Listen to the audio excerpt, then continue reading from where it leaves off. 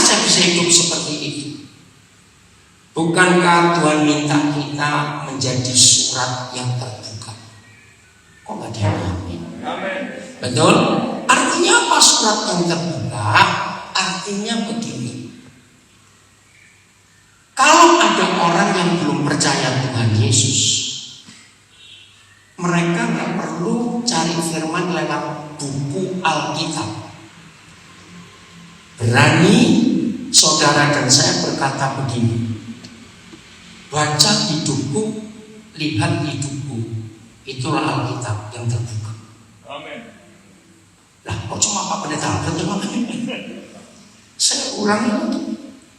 Ketika Paulus menulis surat di jemaat Korintus, jadilah kamu surat yang terbuka. Amin. Nah, itu artinya biar orang di dunia ini tidak perlu cari firman di buku Alkitab atau di handphone, sekarang sudah banyak smartphone, tapi orang itu harus membaca Alkitab, membaca firman di hidup kita. Ngerti ya? Nah, bagaimana caranya supaya hidup ini menjadi Alkitab atau firman yang terbuka? Jangan nanti pulang kita bakar Alkitab terus kita minum jadi kopi, awas kan. Untuk bisa menjadi Alkitab yang terbuka, surat yang terbuka, kita hidupi. Betul? Kita hidupi firman itu dalam semua tindak tanduk kita. Saya beri 3 contoh. Ya, saya beri 3 contoh supaya Alkitab itu jadi hidup kita. 1. Apa pengajaran tertinggi dari Tuhan Yesus? Ayo kita belajar. Apa pelajaran tertinggi, pengajaran tertinggi dari Tuhan Yesus? Yang di rumah juga boleh jawab. Ayo, coba bantu kodenya kok belum masuk. Mesti maaf, ada 4 saudara yang di depan tadi. Suruh masuk. Ayo, apa pengajaran tertinggi dari Tuhan Yesus? Cepat. Salah. Nah, mengampuni itu pengajaran tertinggi. Praktek. Kapan saudara dan saya bisa praktek mengampuni? Kalau ada apa? Ayo, kapan kita bisa praktek mengampuni? Kalau ada apa? Nah, ada orang yang nyakitin kita. Kalau nggak ada orang yang nyakitin kita, nggak bisa praktek pengampunan. Saya tanya masalahnya. Waktu Tuhan izinkan, bukan kita yang cari masalah loh, yang beda. Waktu Tuhan izinkan kita disakiti, jujur, saya tidak mengampuni, cuma ini belajar. Apa reaksi kita secara normal pertama kali? Maaf. Kesel. Balas. Apa lagi? Marah. Apa? Dendam nggak dibedakan suara ibu. Dendam. Nah, akhirnya firman tentang pengampunan bisa dibaca orang kan di hidup kita. Jawab bisa tidak? Tidak, karena kita tidak praktekkan.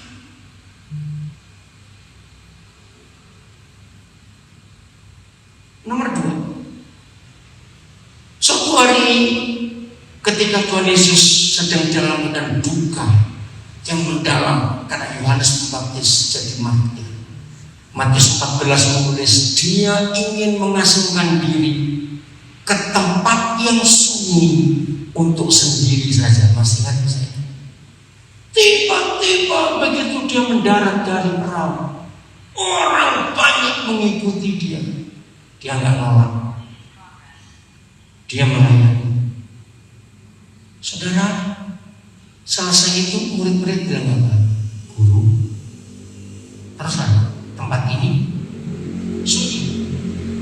hari sudah mulai malam. Lucu nggak murid-murid berkata begitu? Lucunya dikira Yesus itu nggak tahu kalau sesunyi mau malam. Tapi tahu nggak motivasi murid-murid ngomong begitu? Ayo kita belajar. Apa motivasi murid-murid mau guru tempat ini sunyi, hari sudah mulai malam, suruh orang banyak itu pulang. Motivasinya apa? Nah, supaya nggak disuruh kasih makan. Masih ingat jawaban Yesus? Sekarang buka Matius 14 ayat 16. Nah, ini pelajaran yang berikut. Ada banyak. Cuma saya batasi 3 hal saja. Satu, mengampuni. Kedua, ini loh perintahnya. Saya kira baca gitu ternyata dia kasih maaf. Tetapi Yesus berkata kepada mereka, ayo baca. Apa kata Yesus? 1, 2, 3. Nah, intonasi. Kalau baca kalimat itu intonasi bagaimana dari sini? Tadi sudah salah, intonasinya datang. Tidak perlu mereka pergi. Nah, kalimat berikut intonasi gimana? Kamu harus memberi mereka makan. Saya punya kebiasaan. Kalau kami lagi cari makan sendiri atau diajak orang makan, begitu kami turun dari kendaraan, yang saya cari tukang parkir. Betul atau salah? Untuk apa cari tukang parkir? Ya Pak, baju kuning untuk parkir mobil. Salah. Karena saya nggak punya mobil, kan Pak Joko sudah bilang tadi. Nah, kalau saya turun dari kendaraan, baik taksi, angkot ataupun diajak teman, kenapa saya cari tukang parkir? Pertanyaan saya selalu ayat ini, sudah makan atau belum? Itu pertanyaan saya. Maka itu sesekali seorang boleh ikut saja. Ini saya lakukan bukan cuma di Indonesia. Pernah dengar seorang penyanyi artis Indonesia namanya Bobby Febian atau Bobby One Way? Ya, lagunya keren-keren. Nah, cari suatu hari di bulan Natal, Desember. Saya pergi dengan dia bersama istrinya, kami pergi ke Munich, Jerman. Kami naik bis. Setelah pelayanan di kota Frankfurt, maka kami berangkat ke Munich. Nah, ada keluarga anak Tuhan yang sangat sayang kami, memberi kami makan, tapi makanan Jerman, daging dingin istilahnya. Nah, ini perut karung, nggak bisa makan. Oh, istilah perut karung harus nasi. Apalagi malam, kami tiba jam 8 kurang, hujan lagi karena Desember. Nah, lalu istrinya Bobi namanya Lia, Pak, kalau bisa cari yang hangat-hangat lah, berarti makanan nasi ya dong. Wah, berarti ini nggak kemakan. Kami cari, akhirnya dapat. Begitu sampai di tempat makan itu ramai antri, pesan dulu ya, Papi, mereka anak saya, Papi mau pergi cari tunawisma. Makanan ini saya nggak mau buang. Ya, padahal di negara-negara itu harus hati-hati, karena kalau ada yang sakit bisa dituntut. Tapi saya tahu ini anak Tuhan menyediakan, nggak mungkin saya jadi nah, karena hujan, saya tahu daerah itu, daerah stasiun kota Munchen, biasanya banyak tunawisma atau homeless. Karena hujan mereka berteduh. Akhirnya sampai jauh saya bilang, Tuhan, tolong dong, ketemukan dengan yang lapar, ini makanan saya kalau dibuang. Nah, ternyata saya agak lama karena jauh, saya cepat-cepat balik lagi.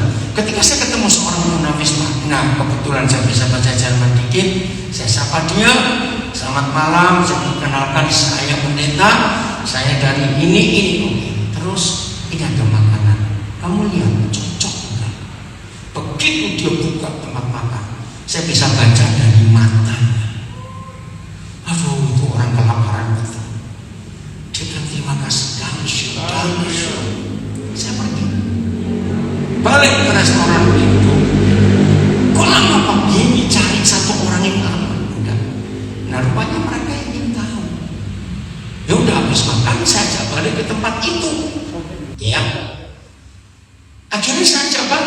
balik karena Bobby dan Lia ingin tahu orang itu. Begitu melihat sekarang mereka berdua belajar. Saya nggak mau buang makanan. Saya berdoa di mana ada orang yang perlu makanan. Karena perintah ini selalu kamu harus memberi orang itu makan. Berapa jumlah laki-laki yang makan?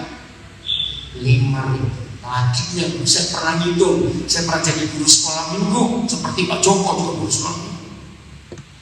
Omong aja yang sudah menikah 2.500. Berarti mereka bawa istrinya. Jadi total berapa? 5.000 dengan 2.500 perempuan. 7.500. 2.500 keluarga. Orang Yahudi itu anaknya banyak. Maka itu orang Islam juga nyuruh anaknya banyak. Kita juga mau nyuruh anak banyak. Betul. Nah sekarang minimal 5 orang anak. Sekarang kalian 2.500 keluarga ditambah 5 anak jadi berapa? Ditambah 7.500, 20.000. Belum orang tua, belum yang lain-lain. Jadi kira-kira 30 ribuan. Pantas kok murid-murid berkata, guru sudah mulai malam hari ini jadi sunyi, suruh mereka pergi beli makanan cari tempat. Repot nggak memberi makan sampai 30 ribu orang? Lo jawab dong kan? Repot. Maka itu mereka suruh gurunya menyuruh mereka. Gak bisa, kamu harus beri mereka makan. Nah, sekarang dari mana? Masih ingat Markus atau Yohanes menulis? Nggak ada. Di sini cuma ada 5 roti dan 2 ikan. Andreas menemukan anak kecil atau orang dewasa yang bawa 5 roti 2 ikan ini. Anak kecil. Berarti pasti bukan tuna atau hiu. Kalau anak kecil ikannya ikan apa? Ikan kombong. Belum betul nggak anak kecil kok. Ini apaan ini? Tapi lihat cara Tuhan Yesus. Maka itu melakukan firman untuk jadi surat yang terbuka. Catat kalimat saya, jangan tunggu kaya dulu. Betul atau salah kalimat ini? Jangan tunggu kaya dulu. Pokoknya apa yang ada pada kita itu yang kita bagi. Nah, ketika Tuhan melihat kita cuma punya ini dan kita bagi, yakin nggak Tuhan pasti nonton? Karena Dia tahu ini untuk saya. Hal ketiga, supaya kita jadi surat yang terbuka. Matius 25 ayat 40. Matius 25 ayat 40. Supaya kita jadi surat yang terbuka. Lakukan ini. Dan raja itu akan menjawab mereka. Aku berkata kepadamu. Siapa raja itu? Tuhan Yesus Kristus. Aku berkata kepadamu, sesungguhnya berapa hal? Ayo berapa hal? Segala sesuatu itu berapa? Bukan banyak. Semua apa saja yang bisa kita lakukan. Segala sesuatu yang kamu lakukan untuk salah seorang dari saudaraku yang paling hina ini, maka kita telah, ayo baca, maka kita telah melakukannya untuk Tuhan Yesus. Kapan firman ini terbaca oleh semua orang di sekitar kita? Masih ingat? Di kisah ini penghakiman terakhir ada 7 kelompok manusia yang sampai hari ini 7 kelompok orang ini selalu ada di sekitar kita. Betul atau salah? Orang telanjang, orang lapar, orang sakit, orang haus, orang di penjara, orang asing, dan satu lagi 7 pokoknya. Lapar, sakit, telanjang, penjara, orang asing, enggak, janda enggak. Ya nanti cari sendirilah, maaf lupa. Pokoknya 7 kelompok orang. Maaf. Satu kali saya pernah ngajar, tiba-tiba marahnya sampai anak-anak saya kaget.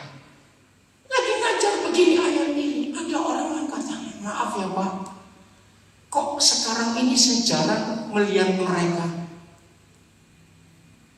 Ini bos kan? Tiba-tiba kemarin saya meledak.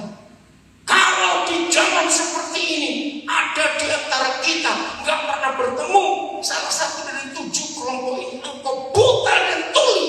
Saya jadi sampai kaget. Betul atau tidak? Lo jawab betul atau salah?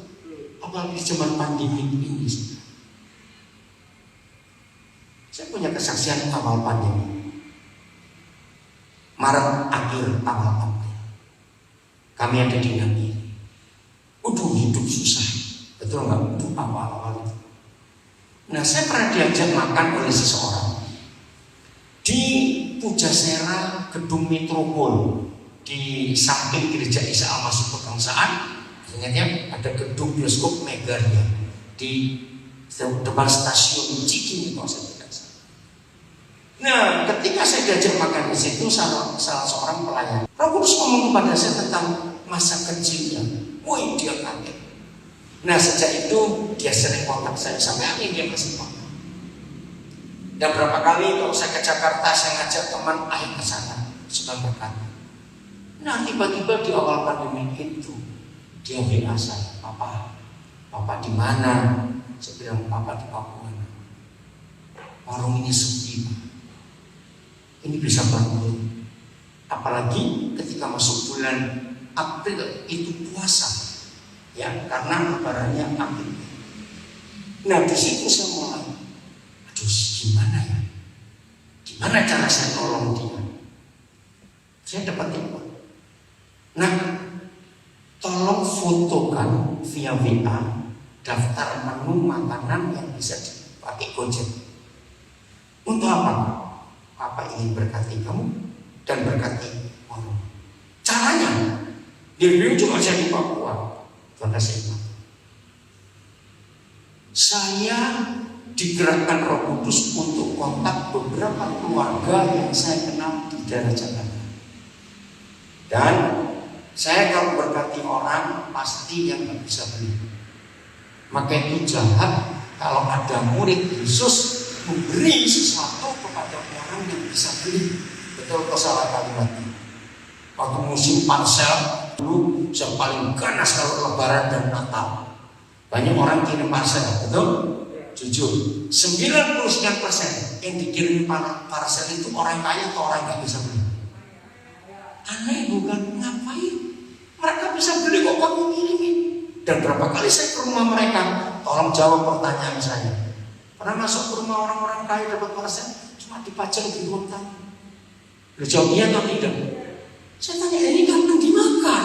Ya kami nggak makan. Nah, terus diapain? Nah, di situ saya beritahu mereka, cepat beri kepada yang nggak mau. Jadi kalau kita mau memberi, jangan kepada orang yang bisa beli. Setuju? Nah, jadi saya digerakkan Roh Kudus untuk kontak beberapa orang yang saya kenal yang hidupnya pas-pasan, apalagi yang anaknya banyak. Saya kirim foto itu via WA. Kenapa Pak Daniel? Ingin berkati kalian. Maksudnya, ya kamu milih. Dan ada nomor telepon Muslim anak saya. Setelah kamu milih, kamu bilang ke Muslim, nanti ada Gojek yang ngirim ke kalian. Saudara, itu jadi kesaksian yang luar biasa. Saya nggak beli merasa diambil. Dan tiap kali ada yang pesan, saya minta tambahkan 2 porsi. Jadi saya beritahu Muslim, nah tolong makanan apa yang masih sisa banyak di warung, bungkuskan 2. Untuk siapa Pak? Untuk Gojek, bukan untuk yang besar. Pertama kali itu terjadi, tiba-tiba ada yang telepon, namanya Muhammad siapa saya. Ini Pak Pendeta Daniel. Iya, ada bisa dibantu Pak. Aku terima kasih. Tadi Bapak pesan begitu banyak. Sekarang Pujasera ini hidup. Kata itu. Dan Muslim dapat komisi. Karena saya bayar lewat dia supaya dia bayar. Jadi anggap aja dia bayar. Tahu gak kesaksian? Jadi warungnya diberkati, karyawannya mesti diberkati, ada orang-orang yang pas-pasan diberkati, Gojeknya pun diberkati. Amin. Saudara, itu cara saya. Tadi pagi Pak Joko sudah ribut, jemput, enggak saya bilang, saya nggak mau dijemput. Saya naik taksi, sopirnya namanya Sakim. Saya ajak ngomong tentang, saya nggak bilang agama, enggak. Saya nggak bilang Tuhan Yesus. Mereka tahu, oh Kristen enggak. Saya bicara soal kehidupan, pengampunan, hubungan suami istri. Maka itu sampai hari ini saudara, saya tidak akan pernah ingin punya mobil pribadi. Selama saya masih hidup, saya akan tetap naikkan untuk jadi berkat. Berapa kali saya naik kendaraan umum? Kalau nggak ada tujuan, saya cuma keliling. Dan saya lihat wajah-wajah yang duduk di ampang, yang kelihatan susah. Kan kelihatan bukan? Orang susah itu kelihatan dari dua hal, wajahnya dan baunya. Loh maaf, loh betul tidak? Kelihatan, makanya.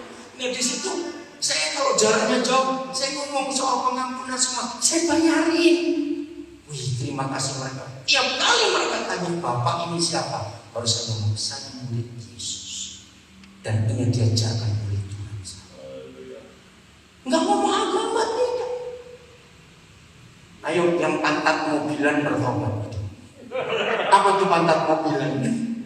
Ayo cepat jawab, apa itu pantat mobilan? Muncul kali ada kita mobil baru. Nyoba pantatnya, bagaimana? Ada tulisan bagus di sosial media berapa tahun yang lalu. Hei, yang pantat mobilan catat. Siapapun kita, presiden sekalipun, raja sekalipun, mobil terakhir yang kita naiki itu pasti mobil jenazah. Oh enggak, amin. Ya sudah, ngapain pengen mobil yang mewah? Lu setuju tidak? Kalimat itu, ya sudah. Aneh ya, orang seperti saya kalau nggak suka mobil, bahkan saya itu anak-anak saya itu suka bully saya. Saya itu paling bodoh soal merek mobil. Berapa kali kalau saya diantar orang, terus saya turun, saya keluar tuh rata-rata bingung mobil apa. Berapa kali saya kali buka mobil orang, saya memang nggak hafal mobil. Jangan tertawa, pas berdosa. Cuma jangan tertawa, malah tertawa. Sampai segitunya saya dengan mobil, saya nggak tertawa. Ketika saya dengar ada berapa pendeta kalau diundang pelayanan, sampai tanya, nanti kalau jemput kami di bandara mobil-mobil apa? Masa sih? Buat saya nggak apa-apa, nggak pakai AC pun nggak apa-apa, pokoknya bisa nyampe. Itu saya. Dan saya bersyukur punya istri yang nggak untuk mobil juga. Mana kamu suruh naik angkot? Betul, luar biasa. Maka itu cowok-cowok yang belum menikah, saya pesan. Kalau kamu mau menikah, carilah istri yang bisa diajak miskin. Pokoknya jangan. Lu serius, betul enggak? Istri enggak menuntut macam-macam. Kalau enggak pakai bedak tali jerawatan, nyangkut kamu. Maaf, jangan malas. Nah inilah hidup. Karena perintahnya, segala sesuatu yang kamu lakukan untuk salah seorang saudara yang paling hina itu yang kamu lakukan untuk apa?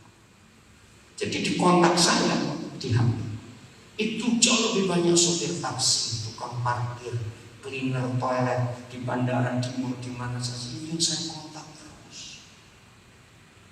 Luar biasa Tuhan.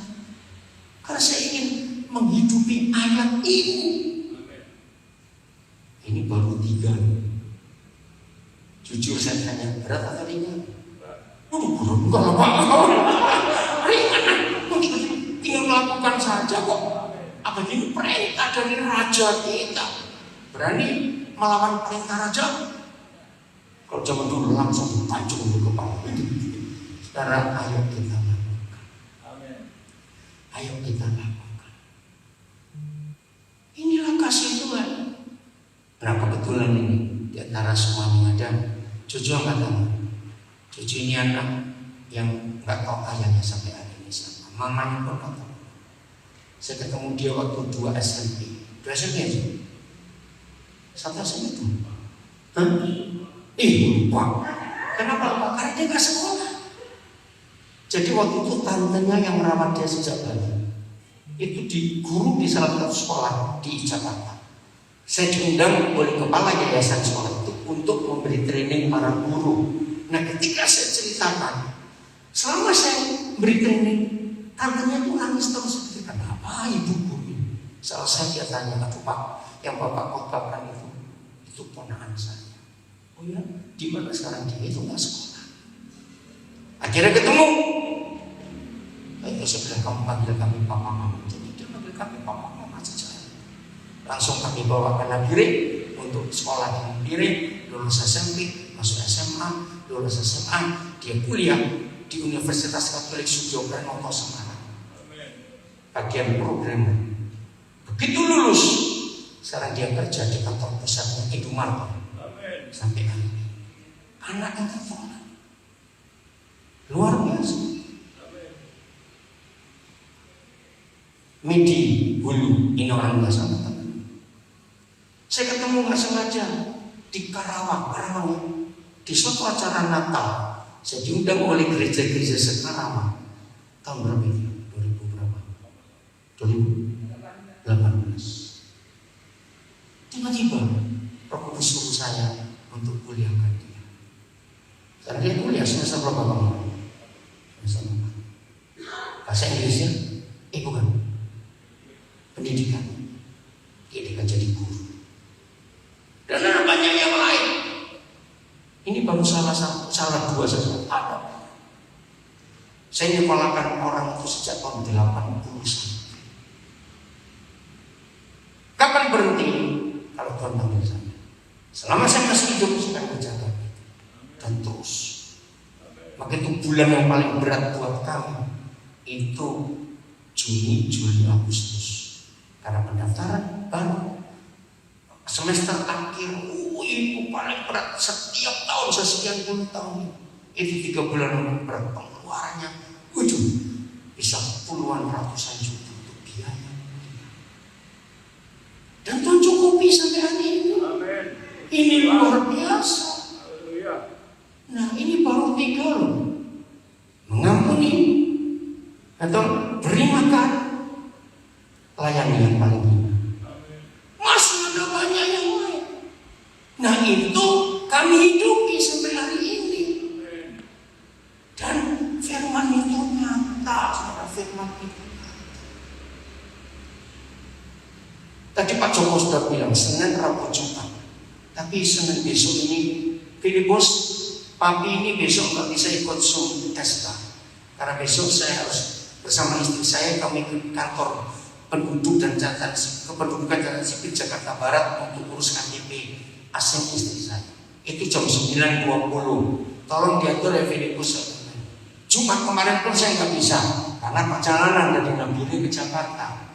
Nah, kenapa saya punya pelayanan di penjara? Karena diperintah. Betul tidak? Nah, bedanya maaf saya cuma cerita. Hampir semua gereja pasti punya pelayanan penjara.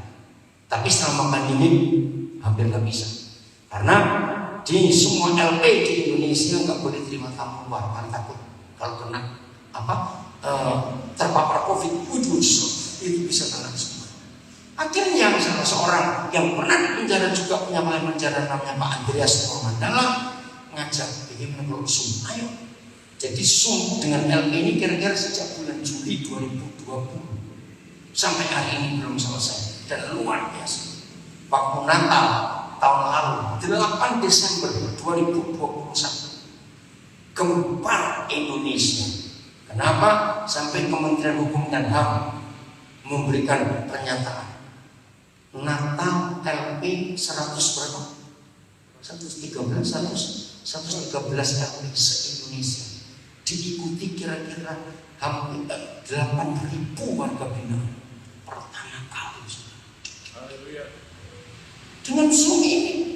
Nah, kenapa? Kasih makan juga ribuan orang itu masing-masing dari Papua sampai Aceh.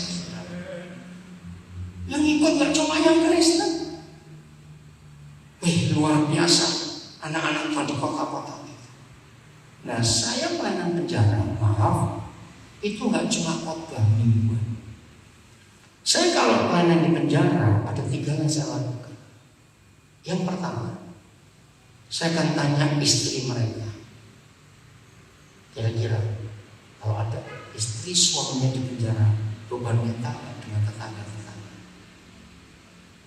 Nah, terus nggak bisa kerja. Jadi saya tanya istri mereka. Saya kontak, saya punya tim khusus untuk penjara ini. Berapa kali saya memberi modal para istri yang suaminya warga binaan. Yang pertama, yang kedua, anak-anak mereka sulit untuk sekolah, kami biayai. Yang ketiga, seperti Pak Joko tadi cerita, kenapa Tuhan berkati kami bisa beli rumah begitu banyak di beberapa provinsi di Indonesia? Tujuan utama rumah-rumah itu kami beli karena kalau mereka lulus, tahu kata lulusnya bebas, nggak ada tempat di kota itu, ada tempat, tinggal dulu di rumah kami. Dan saya punya tim untuk menjadi orang tua atau kakak atau mentor di situ. Jadi itu pelayanan, nggak cuma khotbah, mingguan di penjara, urus istrinya, urus anak, urus setelah keluar nanti bagaimana. 6 Desember bulan yang lalu, saya berkati 1 anak. Itu saya dapat dari penjara Blitar, penjara anak. Nah, nomor telepon saya sudah banyak, saya titipkan di petugas-petugas lapas, ya, sipir-sipir itu. Pokoknya kalau ada yang keluar, lulus keluarga nggak jemput, telepon saya, kami akan atur. Nah, pas anak ini bebas, orang tuanya nggak bisa ngurus, anak sok marah, malu. Ya udah kami ambil, saya bawa ke Nabi, dididik di sana. Di Nabi ada satu lulusan Nusa Kambangan, Muslim asli Betawi, namanya Erwin Baharudin. Waktu saya ketemu klien di sana, anak lagi duduk di bawah pohon, terus guru sekarang ada mengambil dia. Saya ajak masuk untuk ikut ibadah. Berarti nggak boleh, hanya yang Kristen. Nah, saudara, tapi karena banyak sipir tahu kalau saya pelayanan di penjara tidak bawa agama, saya bawa kehidupan. Begitu dia selesai penjara, sampai hari ini dia nggak tahu lagi orang tuanya di mana, karena dibuang. Ya udah, saya bawa ke Nabi. Sudah punya anak 4 sekarang sana mereka. Nah, begitu pulang dari Blitar berapa tahun yang lalu, dia ketemu jodohnya di Nabi. Saya berkati tanggal 6 Desember yang lalu. Luar biasa. Ini perintah. Jadi firman itu nggak cuma dibaca, nggak cuma dikhotbahkan, tapi harus dihidupi. 1 Yohanes 1 ayat 1. Lihat ayat ini, luar biasa. Supaya kita bisa hidup. 1 Yohanes 1 ayat 1. Papa, terima kasih engkau hadir untuk kami. 1 Yohanes 1 ayat 1. Ya, perhatikan baik-baik. Apa yang telah ada sejak semula. Saudara baca kalimat terakhir. Siapa yang ada sejak semula? Kalimat terakhir. Firman, tentang firman hidup, itulah yang kami tuliskan kepada kamu. Jadi apa yang telah ada sejak semula itu siapa? Firman. Siapa firman itu? Yohanes 1 ayat 1. Tuhan Yesus. Ada 4 hal penting. 1. Yang telah kami dengar. Baca firman dan perkataan. Kalau ada orang ngomong bisa nggak cukup. 2. Yang telah kami lihat dengan mata kami. Yang pertama siapa? Firman bisa dilihat dengan mata. Tuhan Yesus. Tapi setelah dia naik ke surga, siapa yang jadi firman di dunia? Bukan Roh Kudus. Bukan Roh Penghibur. Kita. Masa lupa. Oke, karena saudara lupa atau nggak tahu, Yohanes 1:14. Supaya jelas kita lihat Alkitab. Yohanes 1 ayat 14. Nanti kembali ya Pak. Pak siapa namanya multimedia? Yang jauh-jauh pundi Pak? Solo pundi Jebres musuhan? Oh Kalioso. Pernah minta Jakarta. Oh, tapi bosannya kasih Jawa, bukan Betawi. Maaf ya, ini bahasa wayang. Izinkan kami. Saya lanjutkan. Firman itu telah apa? Jadi manusia. Yang pertama siapa firman jadi manusia? Yesus, bosan. Tapi,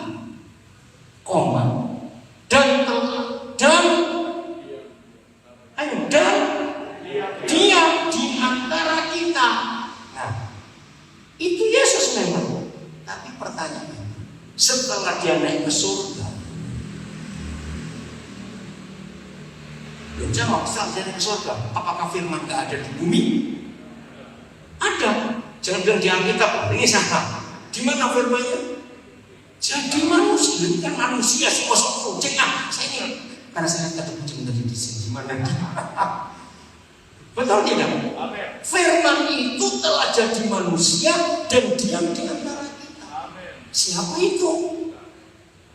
Bilang saya. Jadi firman bisa ke pasar Cilandak. Kok enggak? Firman bisa naik metro mini. Sini len berapa? Metro mini. Len tahu? Ayo len berapa? Berapa? Ya begitu. Ada kok. Firman ada di mall. Lu enggak. Betul?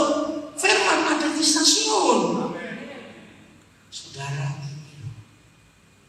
setelah Tuhan Yesus naik ke surga, siapa firman ini hidup jadi manusia? Nah, caranya jangan pulang bakar Alkitab terus minum abu. Gimana caranya tadi? Hidupi surat yang terbuka. Ini yang dunia tunggu. Kembali Mas Yanto, Sabtu ada satu ayat 1. Yang pertama firman bisa di tangan kiri sama. Firman bisa di Yang kedua firman yang telah kami lihat dengan mata kami. Berarti mereka yang belum tahu firman, kalau bertemu saudara ketemu saya, berarti mereka enggak cuma mendengar firman dari hidup kita, tapi mereka juga melihat firman di hidup ini. Yang ketiga, yang telah kami saksikan. Terjemahan lain ada kata ini, yang telah kami buktikan.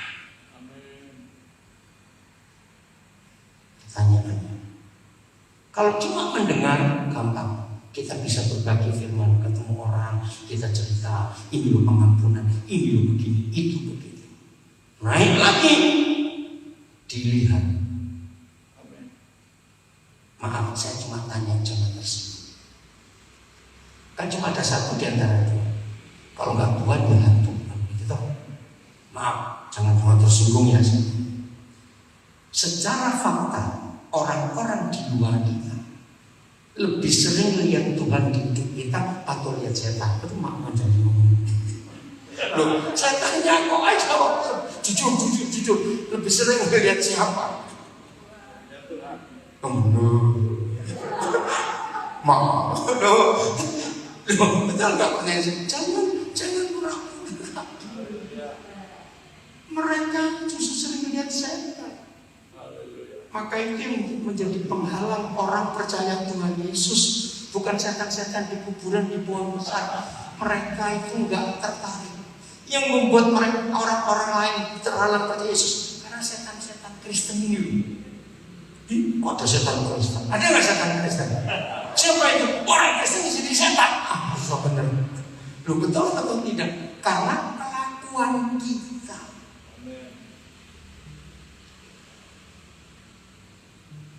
Saya sering nginep di rumah jemaat kalau ada pelayanan. Nah, kalau di rumah jemaat yang saya lakukan pertama pembantu dan supir saya akan sapa di rumah. Bahkan saya ngajar kepada semua murid Yesus. Kalau di suatu acara, pesta, acara Sering nggak kita ketemu teman-teman kita orang kaya punya bayi bawa babysitter? Itu saya ajarkan. Biasakan nyapa babysitternya. Jangan kamu anggap kacang hijau di sini. Sapa, saudara sapa. Sus, dari mana? Siapa namanya? Sudah berapa lama ikut keluarga ini? Sapa. Saudara, salah satu cara penginjilan yang paling gampang, mengorangkan manusia. Ngerti nggak kalimatnya? Jangan dianggap remeh. Kita cuma nyapa bos yang sangat besar, ini orang. Ini orang yang untuk mereka juga Yesus mati. Kita nggak bicara apa tidak sama. Dan begitu saya mau pisah, ini kebiasaan saya. Mau nggak saya doa? Nggak mau. Berapa kali waktu saya doakan Roh Kudus ngomong tentang masa lalunya, banyak di zaman Tuhan sampai bos kaget, gimana mau bisa tahu? Jadi pembantu kalau saya ingin orang saya doa, saya ucapkan terima kasih. Bahkan sesekali kalau saya pas dapat apa, beli apa, saya bawa pulang untuk membantu itu. Wih, terima kasih mereka luar biasa. Ini caranya firman itu jadi manusia. Jangan sok. Di situ kok siapa? Dosa besar. Jadi dunia memerlukan bukti firman. Enggak cuma didengar karena kita ngomong, enggak cuma dilihat hidup kita Kristen, murid Yesus, tapi yang ketiga disaksikan, dibuktikan betul.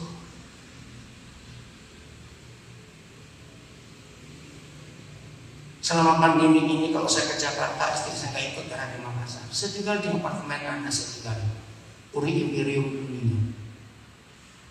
Gempar saudara, dari tukang parkir, cleaner, sampai bagian lobi resepsionis. Saya tinggal di apartemen mana saja, saya selalu pulang bawa sesuatu untuk mereka. Hal-hal kecil-kecil, bahkan saya ajari anak saya, kalau pesan sesuatu, makan, cari aja yang lain, kasih mereka juga sesekali, gak harus. Di situ mereka melihat saya, ini siapa? Kok bisa perhatian sampai cleaner, pembersih kaca apapun saya perhatikan. Satpam yang gak anti-shift terus. Maaf ya Den, maaf cerita. Jadi saya pikir ada di dia di sini. Ya karena saya suka menyapa orang tuh dipanggil dengan namanya. Maka kita suka bilang, hei, kata orang. Siapa mau nyapa hei, saya menghina semua. Saya belajar dari kitab Yesaya, bintang-bintang itu punya nama, kata Tuhan. Dan dia dipanggil sesuai namanya. Itu mengharukan sekali. Yang keempat ini luar biasa. Yang baca, dan yang telah kami raba dengan tangan kami.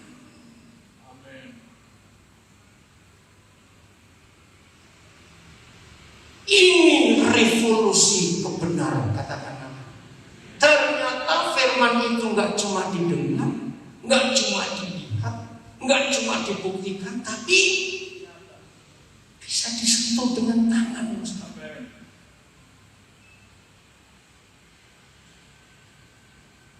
Sejak tanggal 12 Januari yang lalu, kami tinggal di salah satu apartemen di BSD, pinjam milik teman. Nah, saya perhatikan bagian lobi, bagian tukang apa itu pembersihnya, tukang sapunya. Nah, di situ ada lobi. Nah, Kamis lalu istri saya masuk duluan sama si Nagiri. Mereka nyapa, lihat. Saya perhatikan mereka. Dan itu luar biasa. Berapa kali saya bawa belanjaan banyak, gak perlu minta tolong, mereka cepat bantuin. Karena mereka melihat bahwa kami ini beda.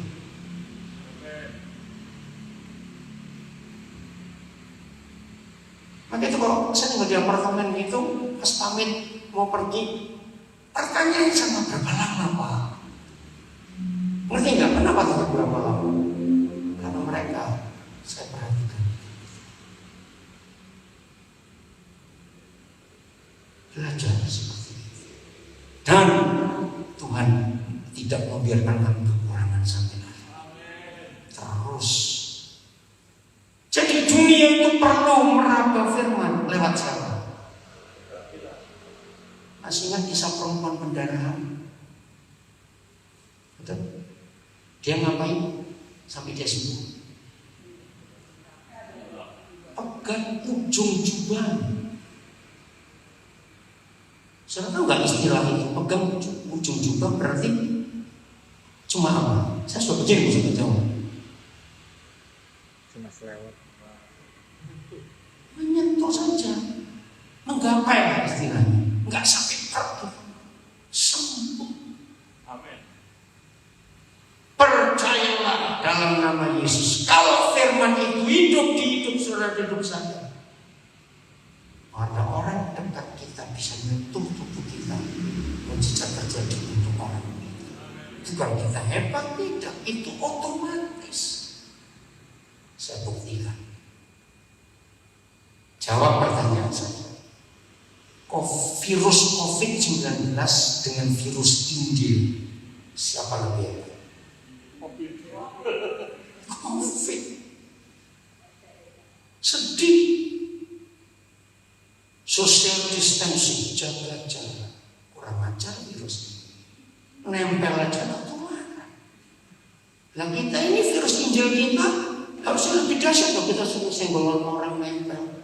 Harusnya orang yang nyenggol kita kena virus Injil, kita kena amin. Tapi itu sedih. Kalau virus COVID-19 lebih hebat dari virus Injil, yang salah pasti pelakunya ini. Lu betul tidak salah. Maka itu ketika banyak orang ketakutan, memang harus jaga-jaga.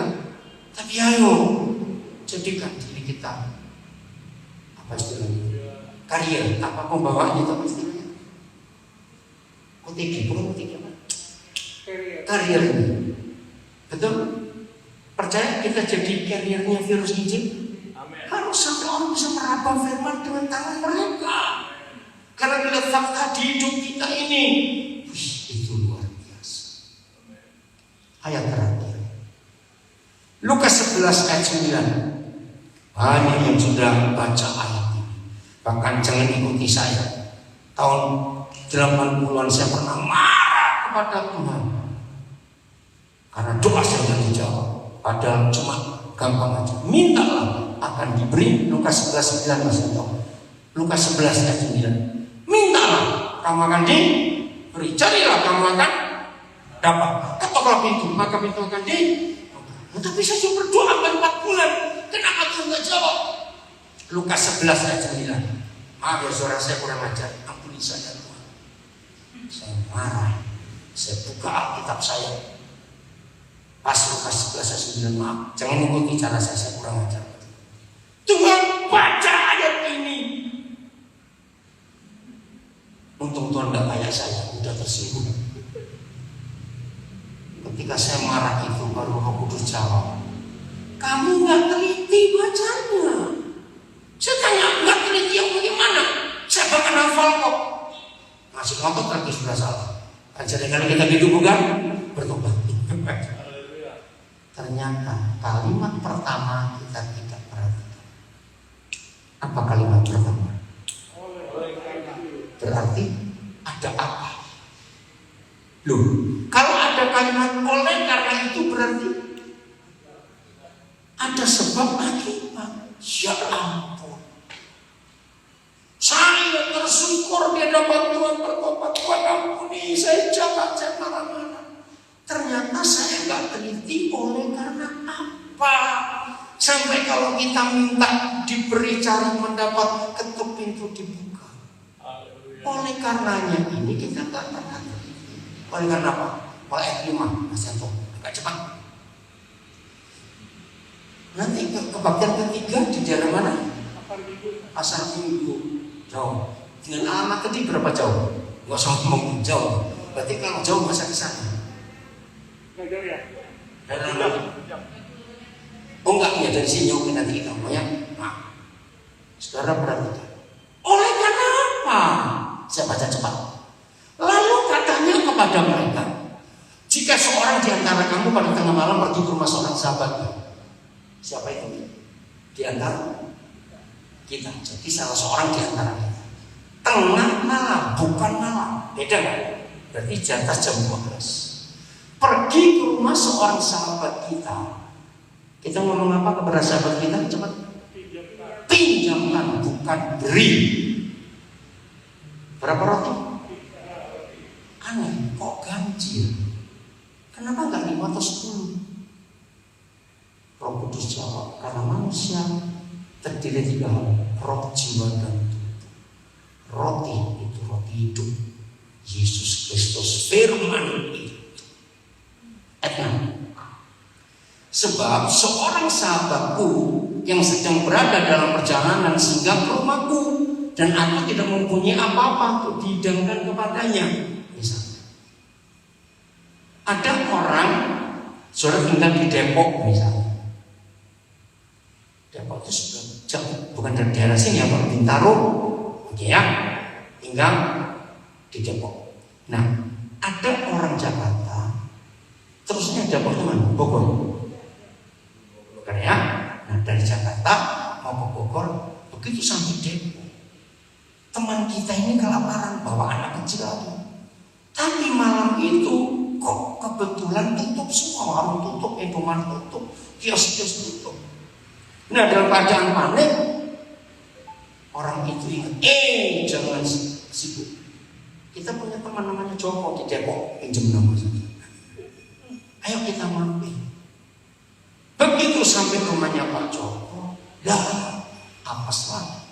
Ternyata di rumah Pak Joko nggak ada makanan. Tapi Pak Joko punya sahabat yang punya pabrik roti. Datanglah Pak Joko ke rumah sahabatnya pabrik roti. Ngapain Pak Joko tadi? Pinjam. Berapa roti? Oke, ayat 7. Masakan ia yang di dalam rumah itu akan menjawab. Jawab siapa? Pak Joko. Jangan mengganggu aku. Pintu sudah tertutup. Kalau saya pakai bahasa Jawa, nggak tahu diri kamu jebrak yang kedua rumah orang. Wajar dong? Aku serta anak-anakku sudah tidur. Sorry, aku nggak dapat bangun untuk memberikannya kepada saudara. Selesai nggak masalah? Tidak. Ayat 8. Aku berkata, siapa ini? Tuhan Yesus. Sekalipun apanya Joko? Temannya yang punya pabrik roti. Saya sudah jenuh dengan saya. Tidak mau dan memberikan kepada Joko. Nah, ini terjemahannya ngaco sekali, saya pusing baca. Begini terjemahannya. Tapi sahabatnya Joko tidak mau meminjamkan 3 roti. Tapi karena, kenapa ada gangguan Pak Joko? Nah, tapi karena Joko dan yang punya roti itu sahabat baik, jadi dua-dua ngotot. Dengan dua-dua ngotot. Yang punya roti berkata, ini cuma bebas, Joko, ketoplah sampai capek. Aku tetap gak mau bangun. Dan aku tahu kamu gak akan marah, sebab aku sahabat. Nah, ternyata Joko lebih dapet dari orang yang punya roti. Ngomonglah sampai capek, kamu gak mau bangun. Aku tetap akan ketok. Aku tahu kamu gak akan marah kepadaku karena aku sahabat. Ngerti gak arti? Nah, ini terjemahnya bingung. Maka itu banyak yang gak bisa ngerti. Di Indonesia sekarang ada 19 terjemahan Alkitab bahasa Indonesia. Saudara harus memasukkan untuk memperkaya diri kita. 19 tuh. Apalagi aplikasi Sabda itu ada bahasa-bahasa suku, bahasa Jawa aja 7 versi Mas ya. Luar biasa. Bahasa Batak, bahasa Dayak, bahasa Minahasa, bahasa Sangir, semuanya ada.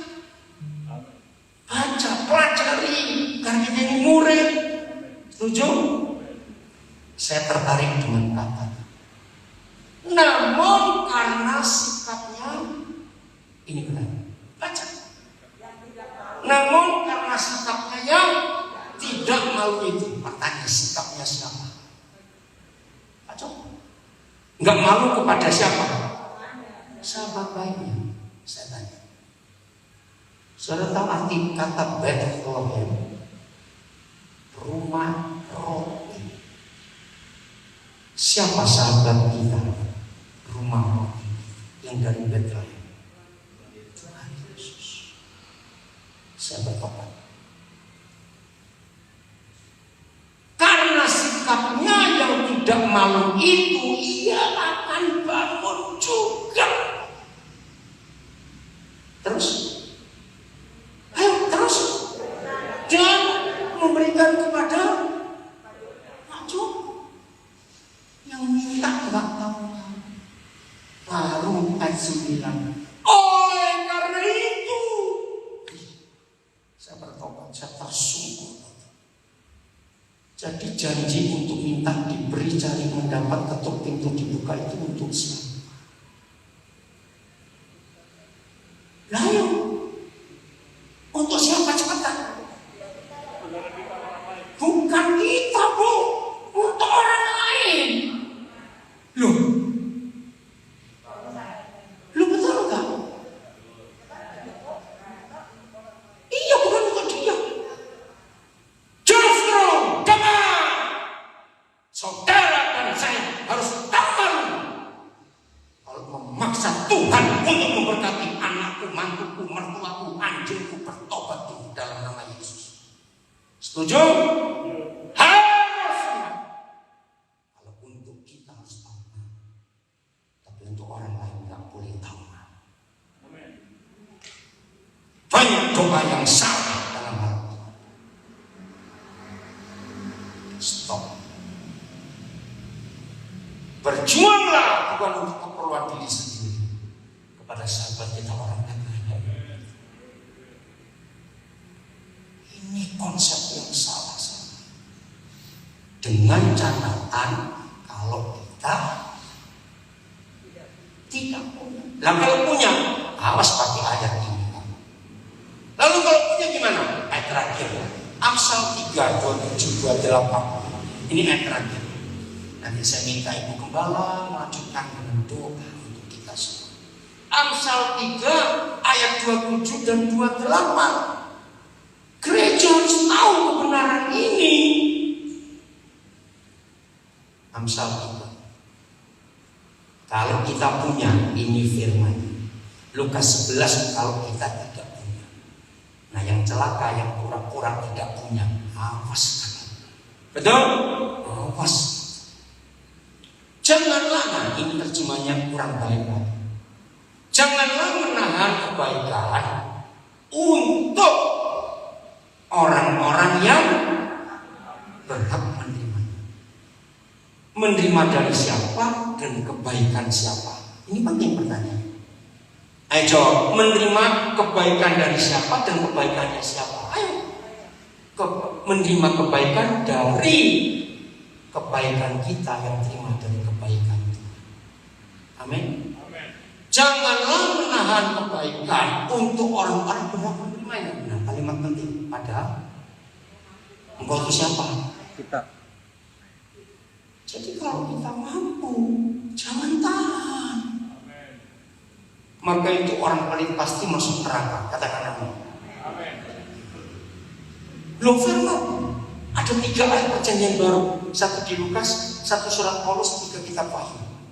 Jadi kalau ada orang kaya, Kristen pelit, nggak berzina, nggak membunuh, tetap masuk neraka. Termasuk pendeta kaya pelit masuk neraka juga. Catat itu. Serius. Saudara ini dahsyat.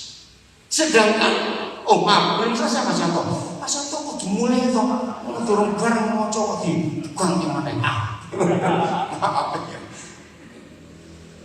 Janganlah menahan kebaikan untuk orang berhak menerimanya. Padahal saya mampu melakukan apa? Berbagi kebaikan. Ayat 28. Janganlah kau berkata kepada sesamamu, pergilah. Terus, ayo, kembalilah, besok akan kuberi. Nah ini celaka. Kalau pakai besok orang Jawa, ini orang mati. Kenapa kalau pakai besoknya Jawa pasti mati orang itu? Orang Jawa itu nggak ketemu besoknya kapan. Ben-ben, katanya celaka. Besok putri, kalimat terakhir. Sedangkan, nah, mau bertobat nggak hari ini? Berapa seringkali kita salah di depan. Jangan cuma cari ayat-ayat Alkitab yang mengenakan kita bertobat. Selalu mikir orang.